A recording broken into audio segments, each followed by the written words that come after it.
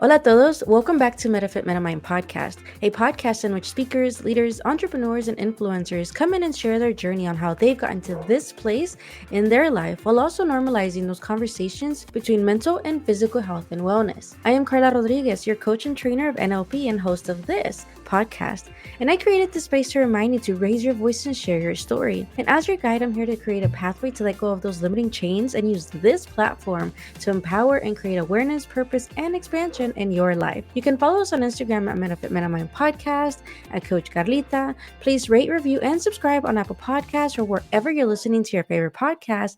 And if you're watching this on YouTube, make sure to like the videos and subscribe to the channel.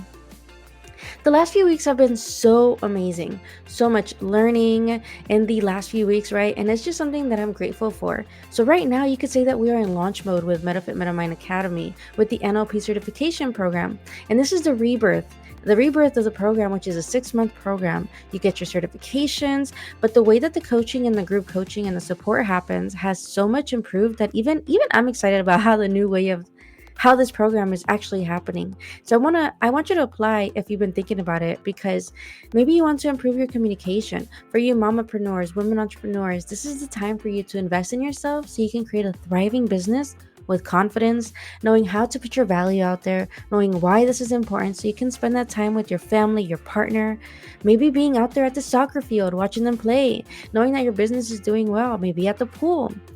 Maybe, and hopefully this is not happening, maybe you need to take a day off because you need to take care of your little ones because maybe they don't feel too good, and everybody's free from this. And you don't need to ask anybody else for permission. So that's the goal, right? It's for you to create a thriving, successful space and business as a CEO, powerful person that you are. And so that's something that's been happening. The other thing that's been happening, I've been sharing more on stories, and it just feels good. I had taken a break from that, and I'm not sure what happened, but for some comments, I don't know what happened, but I had lost a little bit of confidence, right? And yes, I'm the first to admit that that can happen because we are humans and that is okay. And I don't have too many other updates right now, but be on the lookout because something is coming up in November, and so I'll be talking about that in the next couple of weeks. So yes, I'm super excited. And personally, I'm super excited, nervous, a little sad at the same time because my baby boy is about to be 1. And it's so crazy that it's been almost a year that I was in labor and had him. So this motherhood journey has been a challenge. It's been beautiful. It's had its ups and downs, but I'm honestly just super grateful. And for all of you moms who've done this already, I commend you. I'm learning, it's an adventure, and that's the one thing I'll continue to say is to be a student because you will always have something to learn. Maybe you have more than one, but there's always something to learn from all of them. So, and that's something that I apply to my life. And if you can teach someone else too, maybe you can be a support to someone else, right? So you can continue to thrive, so they can thrive, so we can celebrate each other, right? So I'm in this episode because I had an amazing guest, so I'm excited to share a little bit. So, but before I get to that, remember to share the podcast with people you think would like it, subscribe to it so you don't miss the updated episodes. Remember on Apple, Spotify, all these platforms that you listen to. In this episode, I got to speak with Tracie Root. She's a life coach, a community builder, and she talks about her life from the hustle to dealing with illness, family loss. She explains how self-care just changed her life, right? And the need to balance is something that was super important. And so she talks about, of course, the mental, physical health and the power of making choices. So make sure to listen to her story, learn about her projects, and hopefully get inspired. Because remember, everything is a choice.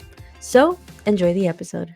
All right. Thank you so much, everyone, for being back here on Metafit Metamind Podcast. I so appreciate you for just continuing to listen and learn from my guest, my special guest who I'm able to bring on. And I have the honor and you could say first experience of like learning from these amazing guests.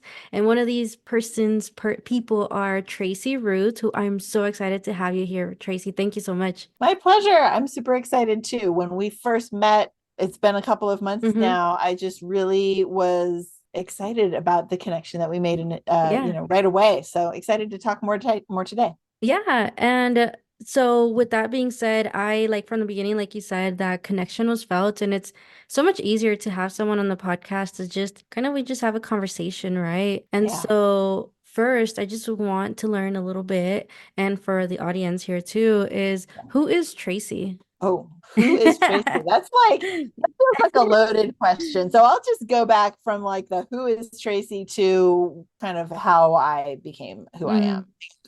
So for anyone who, is new to me, I am a midlife woman. I'm 55 years old. I live in California and I grew up in Silicon Valley. Mostly I had kids later in life, and that's a part of how I got here as well. So my kids now at 55 are just graduating high school and in high school.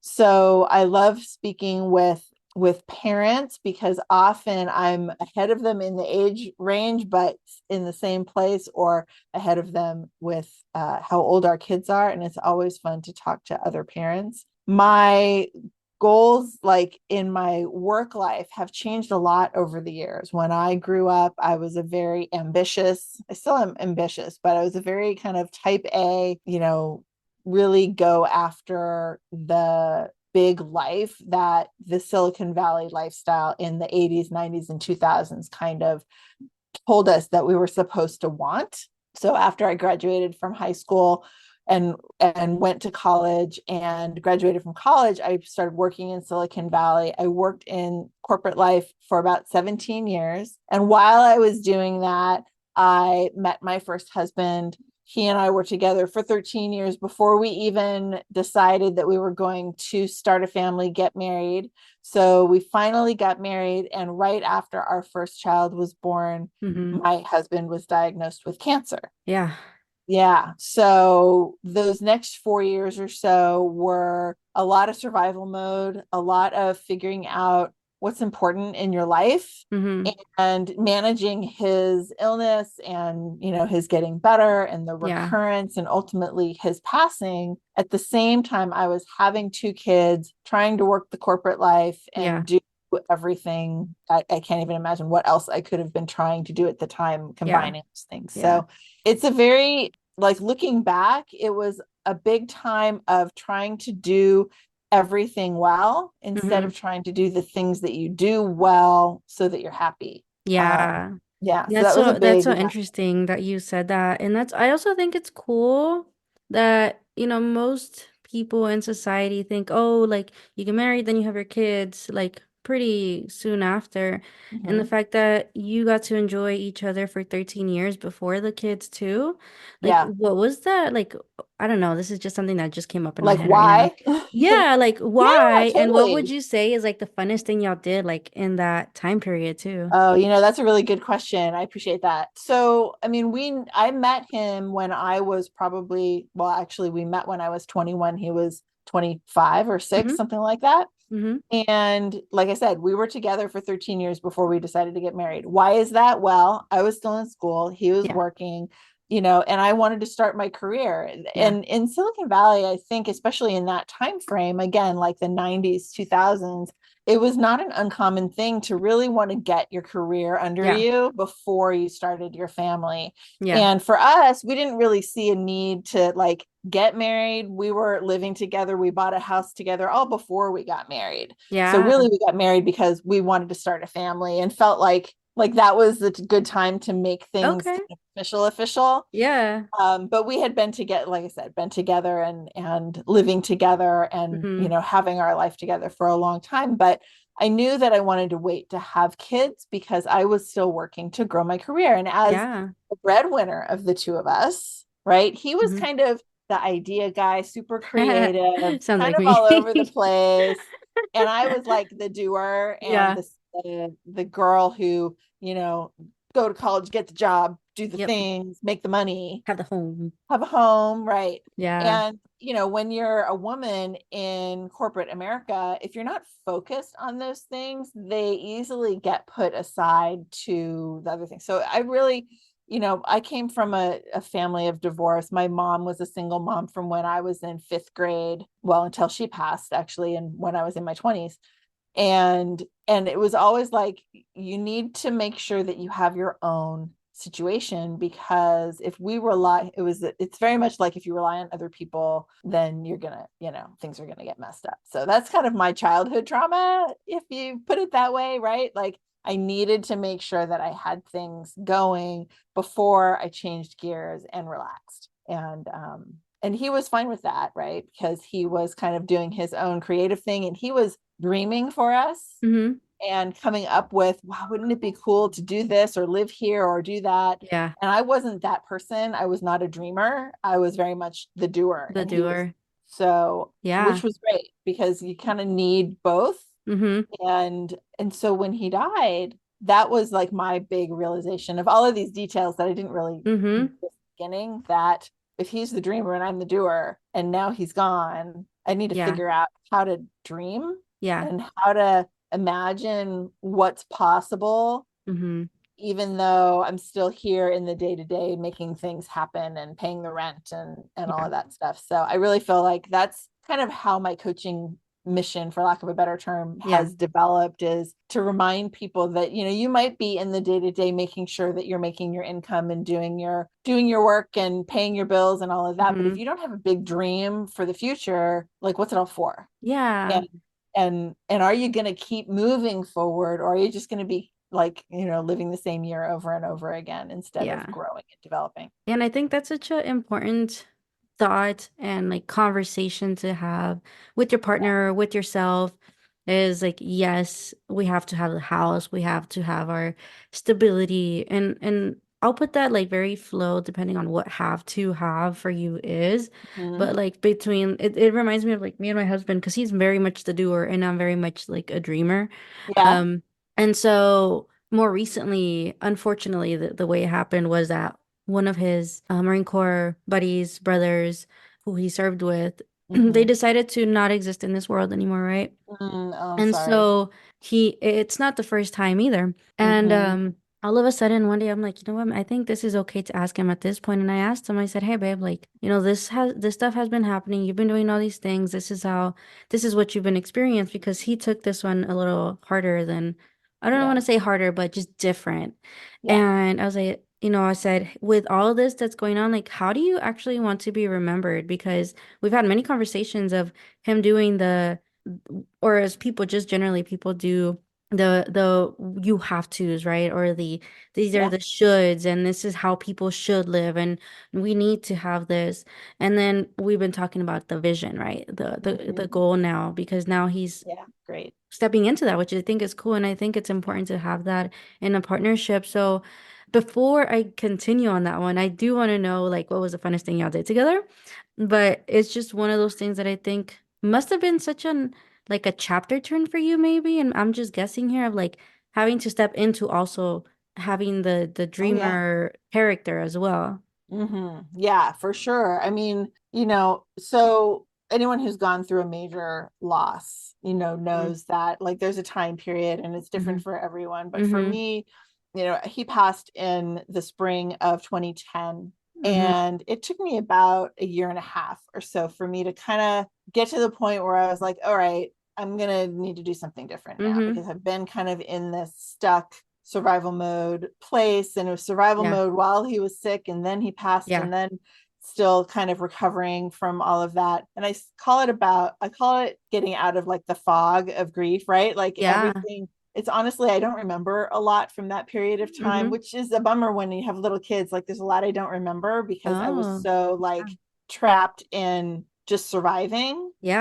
So thank God for, digital photography and stuff. Right. Because I do have lots of pictures still, even though I don't really remember a whole lot of the details. And finally got to the point where I was like, all right, well, I'm going to need to do something different, because this sucks and it's miserable and I'm exhausted all the time, and I need to do something new. And I also like don't want to not like, I didn't have support, right? I didn't have family nearby. While he was sick, people would come and visit and they would stay and all of that. But after he died, that chat, that's over, and it kind of your day to fades, day it just seems like, keeps going, right? Yeah. So not that, and no, through no fault of anybody's, that's just how it is. Like they don't live here. They have lives. We have lives. We all have lives. Yeah. So I finally got to the point where I was like, okay, I'm not sure how, but I want to be somewhere where I can be by my family, my kids' family, all of that. And at the same time, I also like need to sleep better and take care of myself better because I really wasn't doing any of that. And so I decided to start with what I saw in the mirror, which was I had 2 babies and was in survival mode for 4 years. And I needed to get back to kind of myself physically.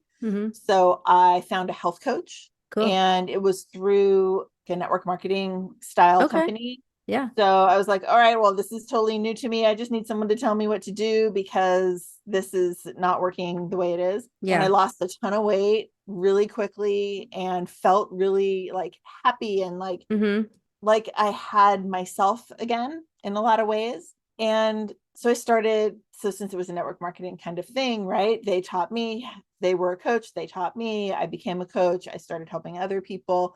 And what was great about that was not so much the like, tell me what to eat stuff, because I never really was excited about that part. I just needed it personally. Yeah, I feel you. Yeah. What I was excited about was the new world of personal development, reading, self-help books and all that kind of stuff. And getting an understanding of really what you decide is what your future turns into. And that you get to create that, right? Yeah. I like that you said that you get to decide, like, oh yeah, it's your decision, which I think everything is really important to remember. It's the idea that the choices we make create our future, like period. There's nothing else, right? The things that we experience affect the choices that we choose, but we can still change that over time, right? It's part of the growth process. So I really got excited about being able to help other people change their thoughts around feeling stuck and doing things that they didn't really want to do, but they felt like they had to do, or the whole should factor, which I never really even used that word because it's ridiculous. I don't like shoulding people. Right?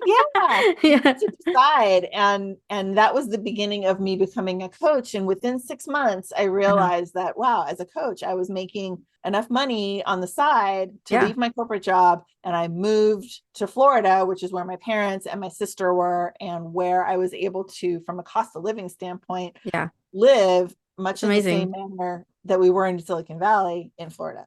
Yeah. Just coaching. That's amazing. I never got another job since then. Yeah. You are doing something right and all these changes. And I think it's really cool that, it goes along with what the next question that I want to ask you is like that correlation, right? In your experience between mental and physical health. Yes. And what your experience has been like with those two together. And even sometimes I say the spiritual part too. Absolutely. I mean, I think it's all part of us. So you can't really separate any of those things from each other, right? Since I did start, and I started coaching 12 years ago. So like as a health coach for those first couple of years, but really moved into focusing more on the mindset and the life part of your life. And when you decide that you want something different, you can do physical things that will help you mentally and emotionally and spiritually to get closer to the things in those other categories too. It's so important to recognize the intertwining of all of that. For me, the body mind connection really relates specifically. The first thing that always comes to my mind is sleep. From a physical care standpoint, if I'm getting enough sleep, I am not so exhausted that I can't make good decisions. And when I was health coaching, that's always a big deal, because when you can't make good decisions, you eat junk. Or go back to old habits that you don't really want to maintain. Or you have frustrations and all these things. And I understand it now more as a mom, because as moms, we don't really sleep right now. With littles. And so it's so interesting, the emotions that come with that, and the experiences and your physical body. And a lot of moms, and I'm not a doctor, I'm a coach, but I'm not a doctor or anything, right? But a lot of moms experience PPD, postpartum anxiety, like I think, and this is just my opinion, it's like I think sleep is highly connected in that. And actually I read a book. Can't remember who it was. I'm gonna have to maybe share with me later, and then I'll Ariana Huffington, I remember, is the author. Who She started the Huffington Post. I can't remember the name of the book, but it was all about the value of self-care in like the rest of your life, and the value of sleep specifically in the rest of your life, and how that, if you're really messing up your mind, if you're not giving it the time to recover every single day. And it's not just, now and then, it's the every single day factor. Is it the Sleep Revolution? I think that was the second one. I think there was one before that. That was the one that I read. Yeah. Well, whenever you remember it, send it to me. Yeah. I might still have a copy of it too, so I'll get it to you. Yeah, but I didn't even know this book existed, so now I have another recommendation. Yeah. Thank you. Well, it's, you already know that this is true, especially as a mom of someone who's so tiny that your life is not your own. And it's okay that it's not your own, but it's still exhausting and it still affects you. Yeah. And, as your kid gets older or whatever, like in my experience, as my kids got older, and, I spent a lot of that time as an only parent, not just on the weekends when someone was traveling, but literally the only one. And powerful.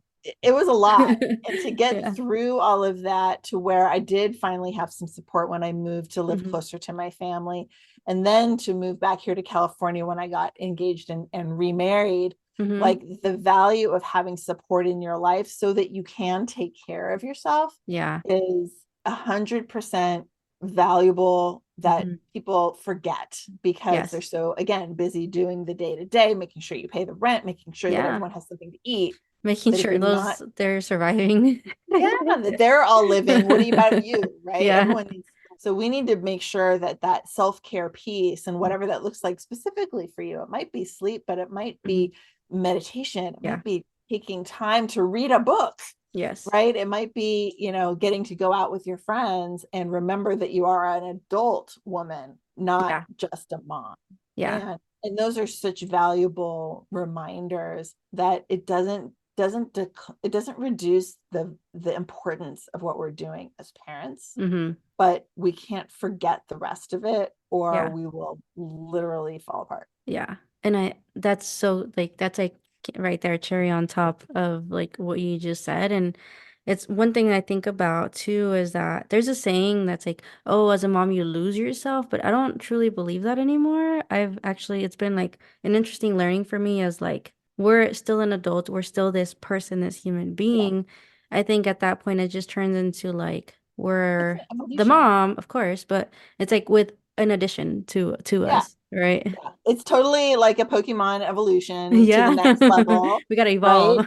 Right. We evolved. We have more skills. We have more power. We have more, I totally we take more damage than like everybody. Yeah, we take more damage. Oh my gosh. It's true though. Yeah. It's so funny. I can't wait to share that with my teenagers. That's funny. So let me ask you this, like, what's coming for Tracie, for you as a coach, any programs or anything that you want to share with us, or anything that, anybody listening to, also maybe you want to learn from Tracie, like anything that's coming up for you? Awesome. Well, I always have a ton of things happening because part of what I do is I have a community. It's called the Gather community. And it started when COVID started because I actually had opened an in-person event space 5 months before COVID began. Yes. And of course, we had to close down and we had to wait and see what was going to happen. But in the meantime, I said, well, how can I support everyone who's having such a challenge to move things online, to connect to people, even though they can't leave their house? And so I created the Gather community based on the model of having a room and giving people promotion and visibility. We do that now all online with our members and our audience, which is amazing, because then we closed down the lease for the space and I don't have that anymore. And the goal is to have this online community grow and be able to reach more and more women entrepreneurs out there in the world, to connect them, to help them know that they're not alone, that they get to meet other people and get inspired and get ideas and learn and grow together. So that's one big thing that I do, that I'm always looking to bring new people in to come check us out. We do lots of stuff that's free. We've got a Facebook group, all that stuff. So no payment required to come and find out what's going on with that. Nice. That sounds really cool. There is a paid membership and stuff too, but it's the other thing. And then from a coaching standpoint, because that was such a big deal for the last 4 years, the coaching stuff was really a challenge for me to figure out what I wanted to do, because I was spending so much time looking at the Gather community and developing that. Gathering people. Come on. I was exactly. So my coaching really changed. And what it changed to really was just in the last year. And I Mm-hmm. realized that if the Gather community is this online, nationwide, global, even Heck yeah. community, Mm-hmm. I'm always excited about like, hey, so and so from Canada, thanks for making us international today. Right. But what I realized was because that's all online, I didn't have, I promised all of them that I wouldn't go back to Mm-hmm. in person, Mm-hmm. because what about like the people in Texas? Like they can't come in person with me on a regular basis. So the Mm-hmm. online community stays.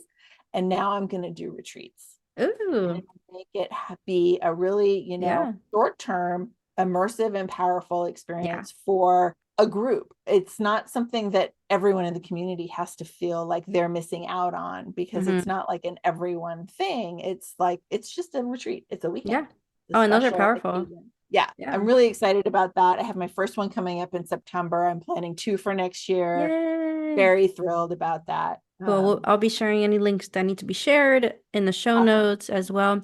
So let me ask you this. I don't know if I told you that I would be asking this question, but That's okay. what's something that you would share with like a student or someone that wants to learn from you that was like a something important that you learned along your process? Yeah, well, we kind of already touched on it. Mm-hmm. Really, whenever I'm asked this question, it always goes back to everything is a choice. Mm-hmm. And you have to sit with that for a second to realize what it means. But the idea is that, so to use an example, when my kids were little, you're not there yet, but when my kids were in, say, first and third grade, or Mm-hmm. kindergarten and third grade, they went to school every day. They needed lunches, Yeah. right? And yes, and I was health coach before that, right? So yes, I could have just told them to go to school lunch. But Mm-hmm. as a mom of young kids, I really wanted them to have good, healthy food to take with Mm-hmm. them to school, because I didn't, Yeah. I didn't want them to not have that. It was Yeah. really important to me. But I was always complaining about it. Oh, Mm. gotta make lunches, gotta do lunches. And then Uh, when it's holidays, it's like, thank God, lunches for a whole week, or yeah. whatever. So lunches was always a thing. And when the whole idea of everything is a choice got to me, I started applying it to that. Mm-hmm. It's my choice to make the lunches every day. It's Yeah. like, well, you might argue, Tracie, no, it's not. I need to, my kids need to eat. It's like, Mm-hmm. yeah, but do you need to make them lunch, or do they even need to eat that one meal? Like, are they going to die if they Mm-hmm. don't? Yeah. Yes, it's best for them. Yes, they need nutrition to be able to thrive at school and have Mm-hmm. energy and learn and grow their brains. Yes, these are all important things, Yes. but you could choose not to. Yeah. And, when I realized that that wasn't an option, I realized that I had made that choice. Yeah.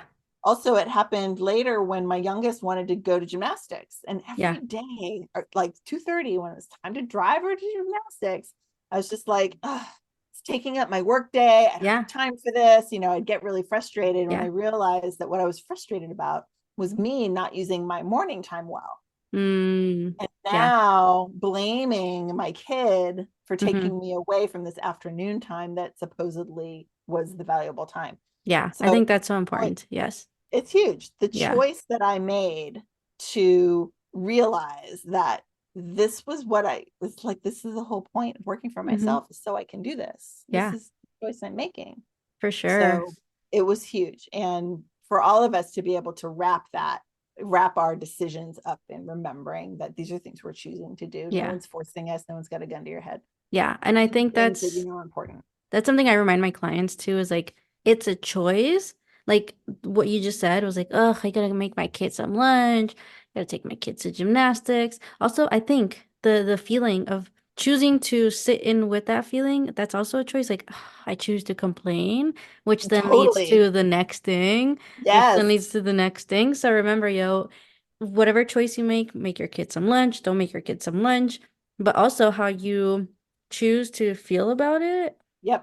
that's Yep. also a choice, which you may be like, but Totally. that person made me feel, or that Nope. circumstance. Yes, I think it's okay to allow the emotions to come in, but how we choose to continue with whatever those Respond. emotions are, yeah, how Yep. we respond exactly, I think that's important. So Yep. everything is a choice, yo. And the one thing I did want to ask you, if somebody does want to go to your retreats or work with you, where can we Yeah. find you online? So really everything can be found at tracieroot.com. There's Perfect. links in the bottom that'll link you over to the Gather community. Yes. There you can find things about my free workshops that I do every month, my clarity sessions that I have, coaching opportunities on tracieroot.com. And of course, if you go over to the Gather community, you'll find things that I'm hosting, that our members are hosting, that are happening for business connects or co-working or networking, and lots of workshops and stuff like that. Cool. So as she said, I'm going to put all the links in the show notes. And if you have any questions for Tracie, send her a message. I'm sure she accepts those. So thank you so much, Tracie, for sharing your journey, your insights, the fact that, remember, everything is a choice. I really, really appreciate you being on. And it's honestly an honor and such a good reminder for me too, because there's been some choices that I've been making in my head.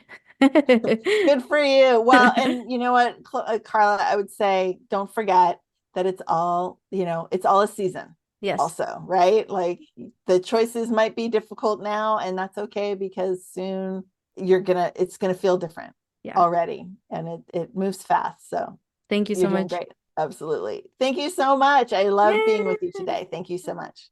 All right, so that wraps up another episode, and I hope you really enjoyed this conversation that I had with Tracie, because I know I really enjoy it. And so having these moments to talk to people and dive into these stories is what I love the most about this podcast, and I hope that you find value in it too. There's two big things that I took away from this episode. First, remember that everything is a choice. It might sound simple, but it can be a game changer when you realize that you have the power to decide how to respond and what actions to take. So the second thing that I got was, don't underestimate the power of support, self-care, whether it's sleep, taking time for yourself, or leaning on your community, because these things can make a difference, yo. So those are some things that I hope you took away as well. So I just want to say, thank you so much for always staying here, listening to the episodes, being part of this journey. And if you have any thoughts, takeaways, learnings, don't be shy. Drop me a message. And as always, if you enjoyed this episode, please share it with someone who might need to hear this, yeah? And so don't forget to follow me on Instagram at Metafit Metamind Podcast. On the other personal page, go like, subscribe on the YouTube channel. And so thank you so much for listening to this episode up to this point. I am Carla Rodriguez. This is Metafit Metamind Podcast, where we are normalizing conversations that we would have never had. Until next time.